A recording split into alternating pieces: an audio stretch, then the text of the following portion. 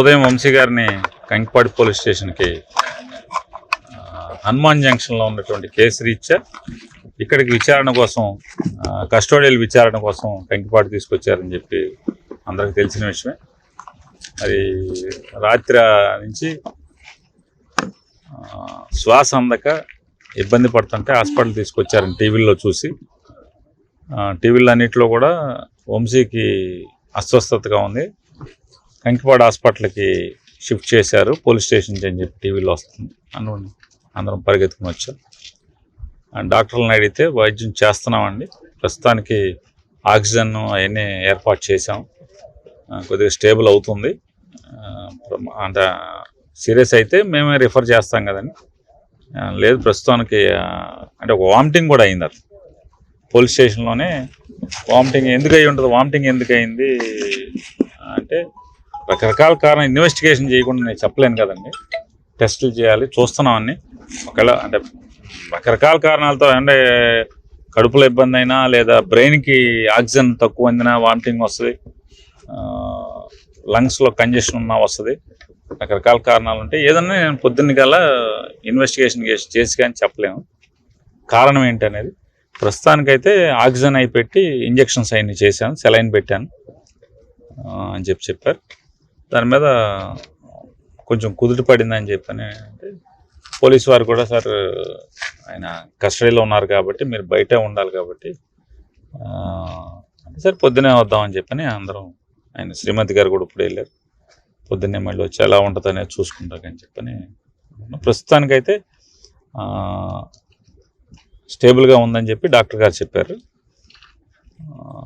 వంశీని కూడా దూరం నుంచి చూస్తే కిటికీలో చూస్తే ఆక్సిజన్ అయింది పెట్టి ఉన్నాయి, సెలైన్ వెళ్తుంది, బాగుండాలని కోరుకుని. అట్లాగే ప్రభుత్వం వారిని కూడా, ఎవరైతే ప్రభుత్వాన్ని నడిపే వాళ్ళని కూడా కక్ష ఉంటే సంవత్సరం జైల్లో వేసుకోవాలి, కానీ మనిషిని తుదముట్టిచ్చేయటానికి లేదా మనిషిని చంపి తద్వారా ఆనందం పొందుదామని కనుక పైశాచిక ఆనందం పొందుదాం అనుకుంటే ఇంతకన్నా మీ ప్రభుత్వం లేదా ప్రభుత్వాన్ని నడిపేవాళ్ళు మీకే నష్టం, మీరే దిగజారుతున్నారు అనేది ప్రజల దృష్టిలో కూడా చూసుకోండి.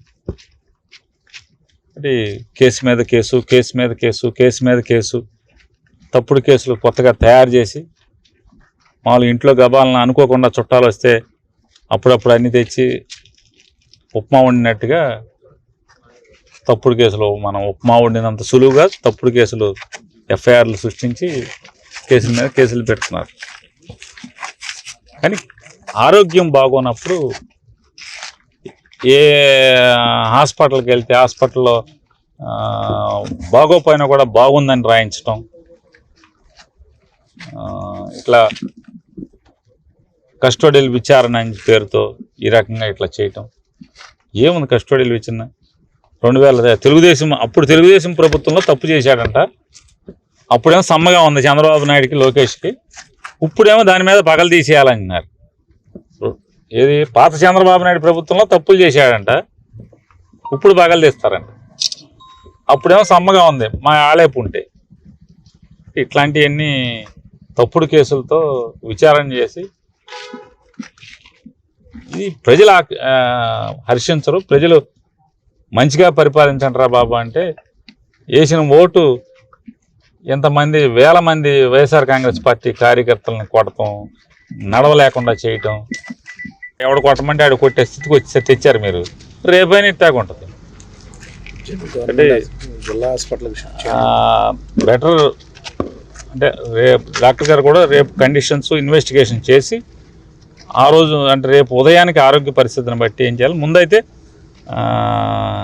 ఇబ్బందికర పరిస్థితి నుంచి నిలబెట్టామని చెప్పి డాక్టర్ గారు చెప్పారు.